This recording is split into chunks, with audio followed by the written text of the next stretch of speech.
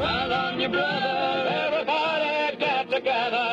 1967, and a movement was growing against conscription, against the Vietnam War. But in Queensland, you had to get permission from police to protest. So if they didn't like what you wanted to demonstrate about, you didn't get a permit. Fed up, 4,000 students marched from the University of Queensland to the city.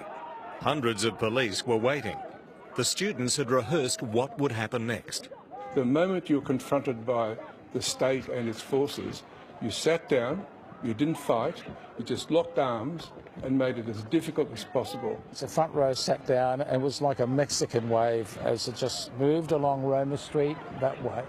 We were faced by a phalanx of about 250 police, and they just moved in and started to arrest and break it up. Queenslanders had never seen students act this way before.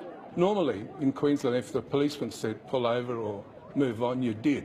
And you got these 4,000 long-haired gits, men and women, who refused to follow the rules, the game. You know, the game was a copper said move along, and you did. But not on this day. A turning point. They were protesting the right to protest. Students had become part of the battle for civil rights. Officers would spend the next hour clearing Roma Street. Embedded in the crowd, members of the clandestine Queensland Police Special Branch. Student activity would now be heavily monitored. We were put in the watch house or eventually bailed either that night or the next morning. This Saturday, the events of 1967 will be remembered at a special event at UQ. The irony, students these days are too busy to protest. There's the pressure, there's constant assessment, there's the pressure of jobs.